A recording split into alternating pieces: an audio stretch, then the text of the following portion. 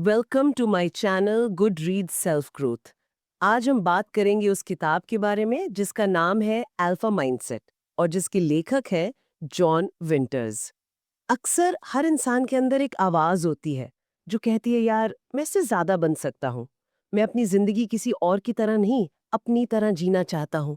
ये किताब एक तरह से उसी ब्लूप्रिंट की बात करती है। तो चलिए इसे खोलकर देखते हैं। बिल्कुल। और आज की इस गहरी चर्चा का मकसद यही है कि अल्फा शब्द से जुड़ी जो आम धारणाएं हैं उन्हें तोड़ा जाए। किताब के अनुसार इसका मतलब मसल्स, गुस्सा या दूसरों पर हावी होना नहीं है। इसका असली मतलब कहीं ज्यादा गहरा है। ये अपनी जिंदगी की स्टीयरिंग व्हील खुद पकड़ने के बारे में है। तो सबसे पहले चलिए इसी पर बात करते हैं कि असली अल्फा माइंडसेट है क्या। क्योंकि ये कोई लड़ाई का खिताब तो है नहीं जिसे दूसरों को हराकर जीता जाए। नहीं, बिल्कुल नहीं।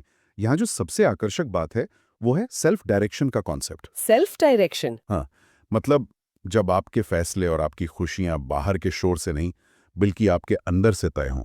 अल्फा माइंडसेट वाला इंसान भीड़ का हिस्सा बनकर नहीं चलता, वो अपनी राह खुद बनाता है।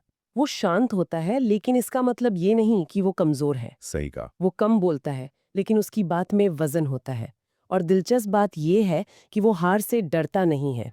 उसे एक सबक की तरह देखता है। हाँ, जैसे किताब में कहा गया है, यहाँ मैं गिरा था, यहाँ मैं बड़ा बनूंगा। एग्जैक्टली। तो सवाल ये उठता है कि ये मजबूत मानसिकता आती कहाँ से है।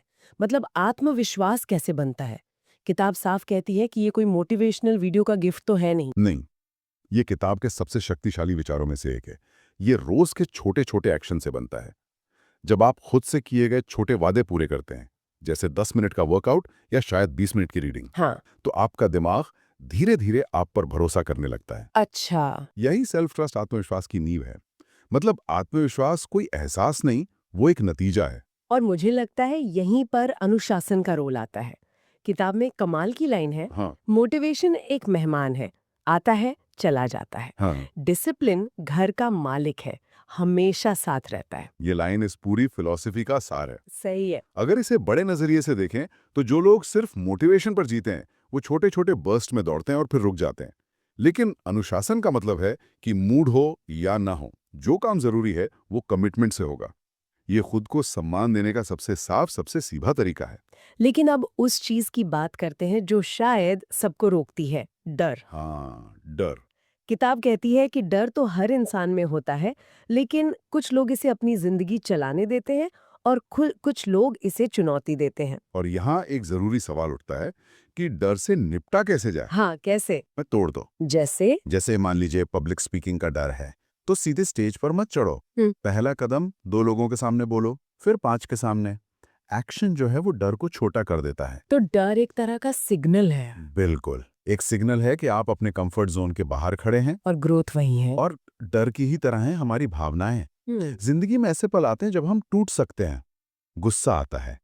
यहाँ पर किताब रिएक्शन और रिस्पॉन्स का फर्क समझाती है। हाँ, और ये फर्क बहुत गहरा है। रिएक्शन वो तुरंत होता है बिना सोचे समझे, और अक्सर उसके बाद पछतावा ही होता है, जबकि रिस्पॉन्स जो है वो सोचा समझा होता है। के अल्फा माइंडसेट सिखाता है रुको, सांस लो और फिर जवाब दो। भावनाएं आपकी दुश्मन नहीं हैं, वो मैसेंजर हैं। मैसेंजर, ये तो काफी अलग नजरिया है। हाँ, गुस्सा बताता है कि शायद कोई बाउंड्री टूटी है। फ्रस्ट्रेशन बताता है कि उम्मीद और हकीकत में कोई गैप है। अच्छा। जब आप उन्हें सुनना सीख जाते हैं तो आप उनके गुलाम नहीं रहते। तो जब कोई इंसान अंदर से इतना मजबूत हो जाता है, तो ये बाहर कैसे दिखता है? किताब कहती है उसकी एक प्रेजेंस महसूस होती है, उसे कुछ बोलना नहीं पड़ता। हम्म। यही लीडरशिप है। बिल्कुल। और लीडरशिप का मतलब लोगों को कंट्रोल करना नहीं है, तो क्या है?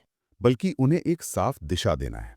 और ये आता है बाउंड्री सेट करने से। बाउंड्रीज। हाँ, ये साफ साफ बताना कि this is who I am, this is what I allow and this is where I stand. ये कमजोरी नहीं है, ये डिग्निटी है। और मुझे लगता है कि यही सिद्धांत रिश्तों पर भी लागू होता है। किताब के मुताबिक ज्यादातर रिश्ते प्यार की कमी से नहीं, बिल्कुल सही। बल्कि इज्जत की कमी से टूटते हैं। अल्फा माइंडसेट वाला इंसान रिश्तों में जरूरतमंद, मतलब नीडी नहीं बनता। वो पहले अपने अंदर के खालीपन को मकसद, अनुशासन और सेल्फ रिस्पेक्ट से भरता है। हम्म। एक स्वस्थ रिश्ते में दो लोग एक दूसरे का सहारा नहीं बनते, बल्कि। एक दूसरे के साथ खड़े होते हैं। हम्म। वो एक दूसरे को पूरा नहीं करते, बल्कि कॉम्प्लीमेंट करते हैं। तो आखिर में ये सारी बातें एक ही मंजिल पर आकर मिलती हैं। खुद का सबसे बेहतर संस्करण बनना। जिंदगी की सबसे बड़ी लड़ाई बाहर नहीं है, वो तो हर सुबह आईने में दिखने वाले इंसान से होती है। बिल्कुल। और ये एक लंबी यात्रा है, कोई एक दिन का काम नहीं है। किताब कहती है जैसे लोहा तलवार बनने के लिए चोट खाता है, वैसे ही इंसान भी अनकंफर्टेबल होकर ही असाधारण बनता है। सही है। इसके लिए किताब 3 सिद्धांत देती है। पहला है ईमानदारी। अपनी कमियों को स्वीकार करना, छुपाना नहीं। हाँ। दूसरा है निरंतरता यानी कंसिस्टेंसी, हर दिन बस एक छोटा कदम आगे बढ़ाना। और तीसरा? और तीसरा है ऊंचे मानक रखना, मतलब हाई स्टैंडर्ड्स।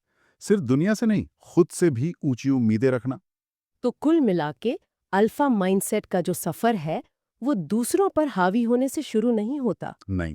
ये खुद पर महारत हासिल करने से शुरू होता है, आत्मविश्वास बनाने से, अनुशासन से, डर को समझने से, और फिर उसी आंतरिक ताकत से मजबूत रिश्ते और लीडरशिप बनाने तक जाता है। और किताब का जो अंतिम संदेश है वो बहुत साफ है क्या है वो? कि ज्ञान बिना एक्शन के सिर्फ एक भ्रम है। असली बदलाव रोज की छोटी छोटी चॉइस से आता है।